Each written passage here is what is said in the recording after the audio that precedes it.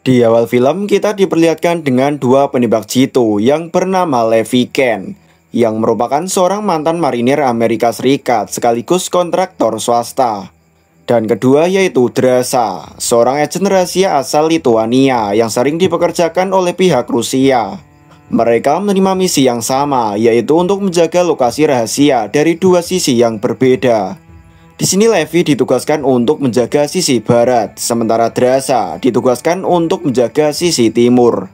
Di mana di lokasi itu ada sebuah jurang yang harus mereka jaga selama 1 tahun, tanpa kontak dengan dunia luar, termasuk kontak antara mereka berdua. Where are we? I'm not authorized to answer that.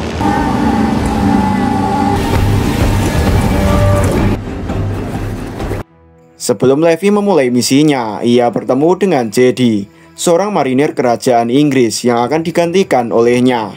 Di sana Jedi menceritakan secara spesifik tentang misi Levi. Jedi menjelaskan bahwa lokasi ini sangat misterius, dan bahkan setelah setahun berada di sana, ia tidak mengetahui di negara mana mereka berada. Jedi juga menjelaskan bahwa semua kebutuhan Levi termasuk persenjataan, makanan, dan alat komunikasi sudah tersedia di Menara Barat. Selain Menara Barat dan juga Timur, lokasi ini juga dilengkapi dengan sistem pertahanan menara otomatis di wilayah utara dan selatan, serta bahan peledak di sekitar dinding jurang. Jedi menambahkan bahwa lokasi ini memiliki sistem penyamaran yang canggih, sehingga tidak dapat dideteksi oleh satelit atau Google Earth. Sambil minum kopi, Jedi lalu menceritakan asal-muasal kenapa lokasi ini dibentuk. Jadi semuanya itu berlangsung pada masa awal Perang Dingin. Nah, di masa itu ada sebuah perjanjian yang dibentuk secara rahasia, yang mana setiap tahunnya perwakilan Barat akan dikirim untuk berpatroli di sisi Barat. Begitupun juga dengan pihak Timur. Negara Barat dan Timur sudah melakukan hal ini selama 75 tahun.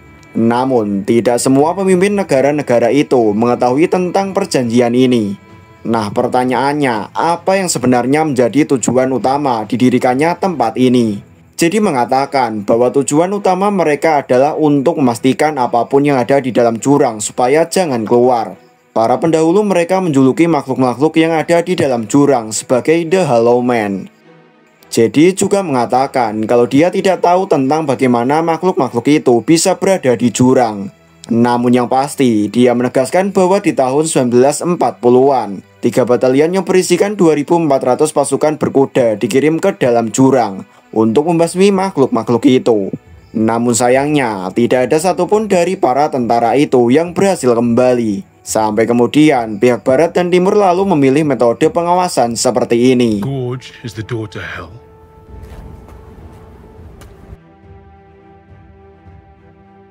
Setelah berpisah dengan Levi, Jedi yang sudah selesai bertugas lalu pergi ke lokasi penjemputan, di mana dia langsung dijemput oleh satu helikopter. Namun begitu dia naik, tiba-tiba Jedi malah dibunuh. Thank you for your service. Rotation complete. Copy that.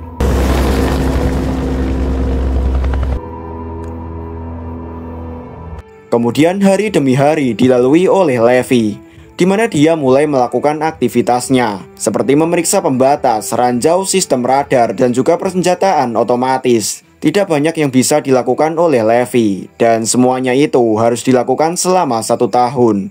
Suatu ketika, dia penasaran dengan menara yang ada di wilayah timur. Sampai kemudian Levi memilih untuk mengintip sedikit.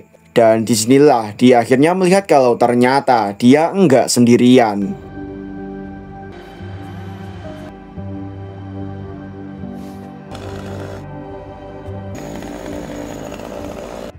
Dua bulan sejak Levi dan Drasa menjadi penjaga menara, mereka untuk pertama kalinya melakukan interaksi secara langsung, menggunakan tulisan yang dilihat melalui teropong jarak jauh.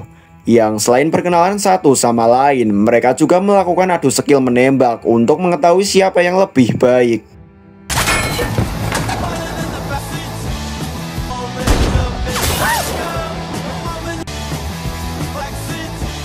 Kesenangan tiba-tiba saja berakhir ketika Drasa melihat sesuatu di bawah menara Levi, yaitu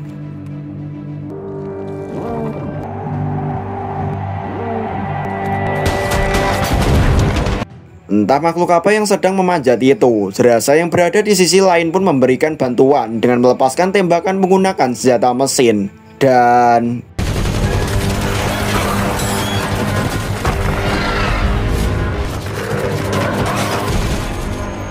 setelah berhasil mencegah para makhluk itu naik ke atas, suasana tiba-tiba kembali tegang saat Drasa mendengar sesuatu yang seperti sedang naik ke atas menaranya. Dan tiba-tiba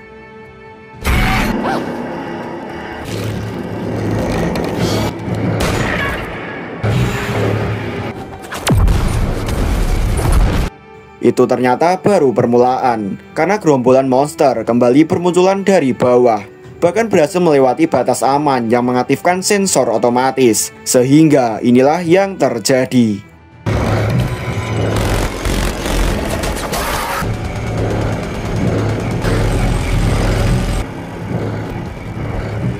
Keesokan paginya, Levi langsung memperbaiki semua kerusakan yang terjadi semalam, seperti pagar besi yang rusak dan ranjau gantung otomatis. Yang tepat saat Drasa sedang memantaunya dari kejauhan, tiba-tiba saja muncul sebuah pesawat kecil tanpa awak, semacam drone tapi lebih futuristik, yang terbang dari bawah kabut tebal dan langsung pergi begitu saja.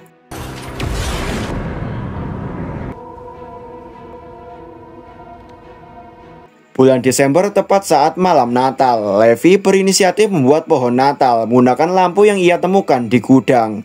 Hal itu cukup membuat Drasa merasa senang, yang pada akhirnya mereka pun bersenang-senang bersama seperti bermain catur jarak jauh dan menabuh drum buatannya.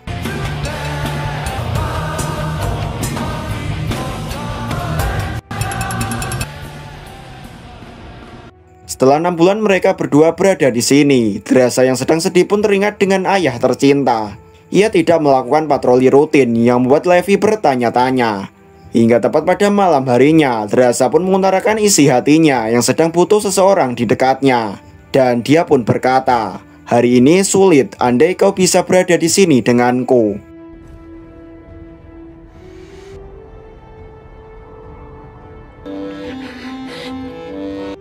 Mengetahui Drasa sedang butuh sosok yang bisa menenangkannya, Levi pun berencana untuk menemui Drasa secara langsung.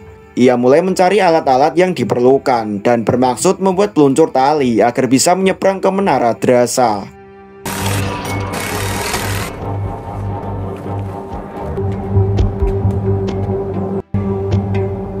Saatnya tiba, Drasa cukup terkejut dengan apa yang akan dilakukan oleh Levi. Yang tanpa ada keraguan sedikit pun, Levi pun menembakkan peluncur roket tanpa hulu ledak. Dan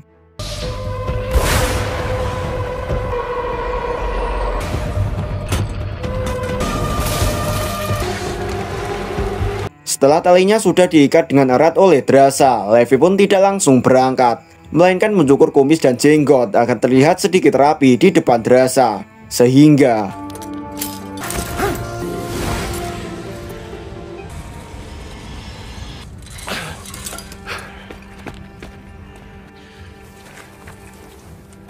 I brought you flowers.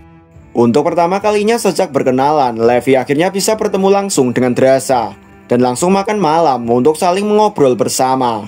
Yang mana pertemuan ini sudah pasti mereka juga melakukan hubungan badan. Could you lie to me, Levi? Keesokan harinya, sebuah musibah menimpa Levi, di mana pada saat dia menyeberang kembali, tiba-tiba aja ranjau yang ada di sisi barat meledak. Akibat ulah dari seekor makhluk yang mencoba memanjatnya.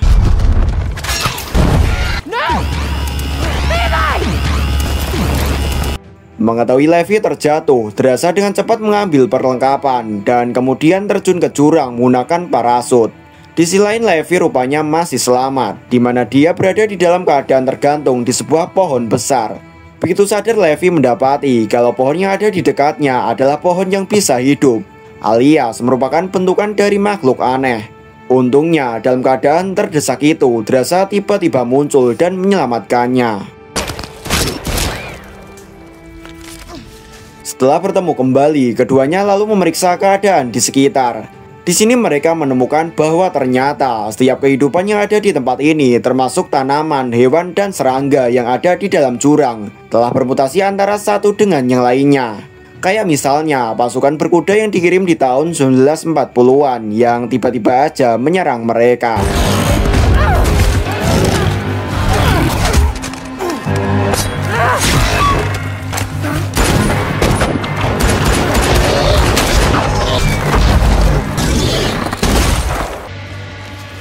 Setelah selamat dari serangan tadi, keduanya lalu memutuskan untuk terus bergerak demi mencari jalan keluar. Begitu sampai di suatu area, mereka menemukan beberapa fasilitas terbengkalai. Karena di luar dirasa terlalu berbahaya, keduanya lalu masuk ke dalam sebuah bangunan yang diperkirakan bangunan ini merupakan sebuah gereja. Di mana di dalamnya mereka kemudian melihat ada banyak banget tengkorak manusia yang berasal dari orang-orang yang telah mengakhiri hidupnya dengan cara bunuh diri. Di dalam ruangan ini, mereka berdua kemudian diserang oleh beberapa makhluk mirip laba-laba dengan kepala dari tengkorak manusia. Termasuk juga makhluk aneh lainnya yang juga ikut merobos melalui pintu masuk. Untungnya dengan segala kemampuan mereka, keduanya berhasil kabur dari bangunan tersebut. Karena posisi mereka terlalu terekspos, Levi dan Drasa lalu mencoba bergerak ke arah tembok jurang. Di mana di sini mereka menemukan sebuah pintu masuk menuju ke sebuah fasilitas yang lain. Begitu masuk dan memeriksa keadaan di sekitar, rupanya mereka menemukan kalau ternyata disinilah terjadi asal muasal semua bencana ini terjadi. Jadi tempat ini dulunya digunakan sebagai laboratorium penelitian senjata biologis, yang kemudian fasilitas ini lalu ditinggalkan setelah Perang Dunia Kedua akibat gempa bumi yang menyebabkan kebocoran virus yang membuat semua kehidupan yang ada di dalam jurang menjadi terinfeksi. Bahkan setiap entitas termasuk manusia, tumbuhan, hewan, dan serangga, semuanya itu akan mengalami yang namanya mutasi genetik. Tapi di sini Levi juga menemukan sebuah fakta baru, yaitu setelah lokasi ini dinyatakan terlarang, semua yang ada di fasilitas ini kemudian diambil alih oleh sebuah perusahaan swasta yang bernama Dark Lake. Sebuah perusahaan yang secara berkala mengekstraksi sampel dan data penelitian dari dalam jurang dalam upaya untuk menciptakan yang namanya tentara super. Bukan cuma itu, pada saat Levi mencari bukti-bukti yang lain, dia menemukan sebuah file di komputer yang bertuliskan protokol Stray Dog atau anjing liar, yang mana ini merupakan bagian terakhir yang dikembangkan oleh para peneliti pertama untuk mensterilkan lokasi ini dengan menggunakan ledakan nuklir. Namun sejak perusahaan Dark Lake mengambil alih, otomatis protokol penghancuran itu tidak pernah digunakan sama sekali. Mereka lebih memilih untuk membekerjakan orang-orang seperti Levi dan Drasa ketimbang menghancurkannya. Levi dan Drasa hanya mempunyai waktu beberapa jam sebelum mereka berdua juga akan terpapar. Karena semakin lama berada di sini, maka kemungkinan mereka juga akan bermutasi semakin besar. Dalam proses untuk mencari jalan keluar ternyata tidak gampang. Mereka kembali harus bertemu dengan seekor pasukan berkuda, di mana Drasa sempat tertangkap dan kemudian dibawa ke tempat persembunyian makhluk itu yang berada di area peluncuran rudal. Untungnya Levi masih bisa menyelamatkan Drasa tepat pada waktunya, di mana dia langsung menghabisi makhluk itu.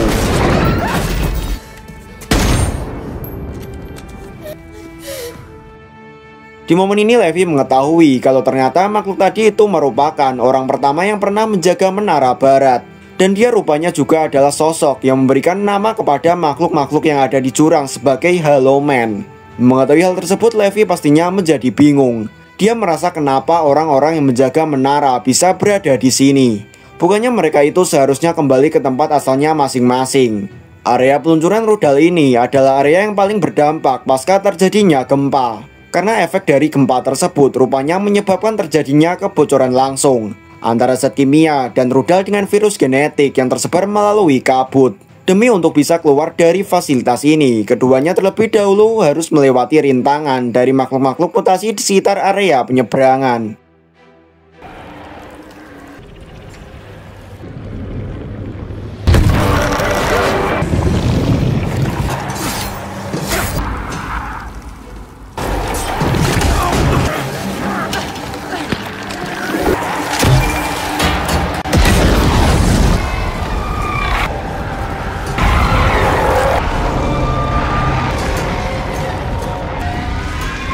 Setelah berhasil mencapai permukaan, mereka pun berjalan ke sebuah gudang yang masih menyimpan mobil jeep tua yang tentu saja memiliki derek cukup kuat. Dengan wawasan dan pengalaman yang luas, mereka pun mengotak-atik mesin mobil tersebut dan langsung meluncur ke lokasi titik jatuh mereka.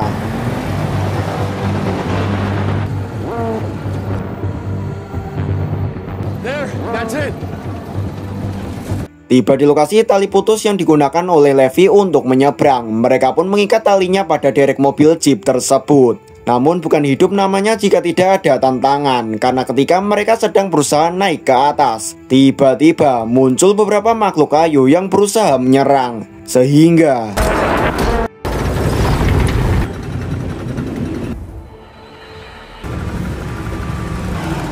tepat saat Levi dan Drasa berhasil melewati kabut tebal, makhluk-makhluk itu pun mulai memanjat naik untuk mengejar mereka berdua. Sehingga terjadi lagi ketegangan dan adrenalin yang luar biasa. Dan inilah yang terjadi.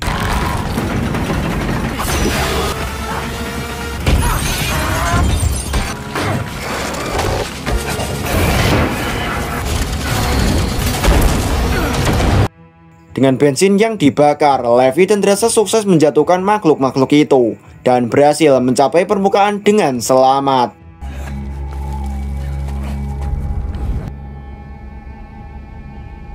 Tak membuang waktu, Levi pun kembali ke menara tempatnya berada dengan menggunakan peluncur tali milik Drasa. Sesampainya di sana, Levi segera memberikan laporan bulanan menggunakan telepon satelit.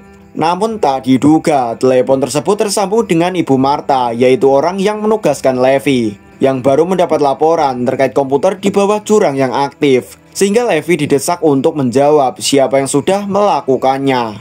Did you go into the gorge?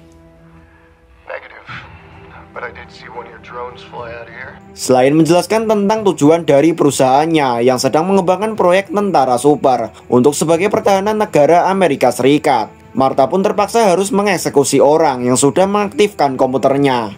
Yang karena Levi tidak mengaku, Martha pun akan menghabisi rekannya yang berada di menara seberang. Yang siapa lagi kalau bukan Drasa. Dengan fakta bahwa ini akan berakhir buruk, Levi dan Drasa pun sepakat untuk membuat rencana antisipasi. Mereka meletakkan beberapa peledak pada semua satelit penyelubung untuk menyambut kedatangan Martha dan pasukannya.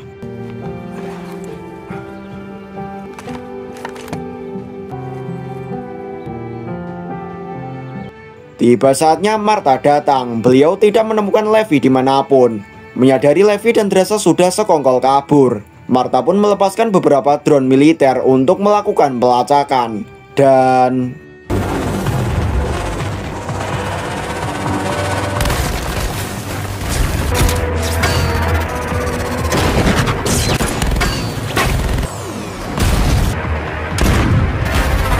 selesai mengatasi drone-drone penembak, Levi dan Drasa pun langsung mengambil posisi membidik untuk menembak peledak yang sudah mereka tempel pada satelit. Sehingga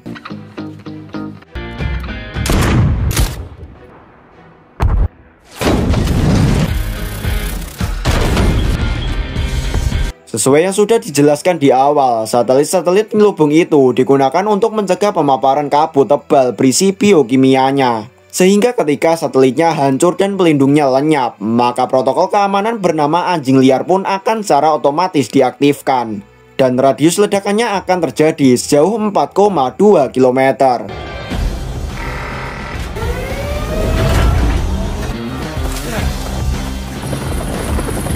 Dengan cepat Ibu Martha pun pergi dengan helikopternya untuk mencapai jarak aman. Begitupun dengan Levi dan Drasa yang berlari secepat mungkin menuju titik aman. Yang tepat saat Levi masih berlari dengan kaki yang terpincang-pincang dan Ibu Martha yang masih ketar-ketir dengan nasibnya. Tiba-tiba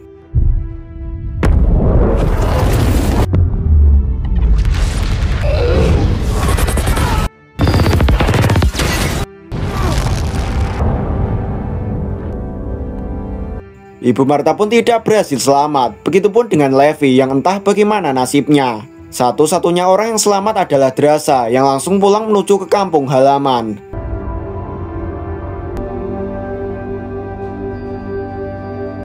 Dua bulan sejak kejadian tadi, kini Drasa bekerja normal dengan menjadi seorang waiters di sebuah restoran tempat wisata, di mana Levi akhirnya muncul lagi setelah ia berhasil selamat dari ledakan.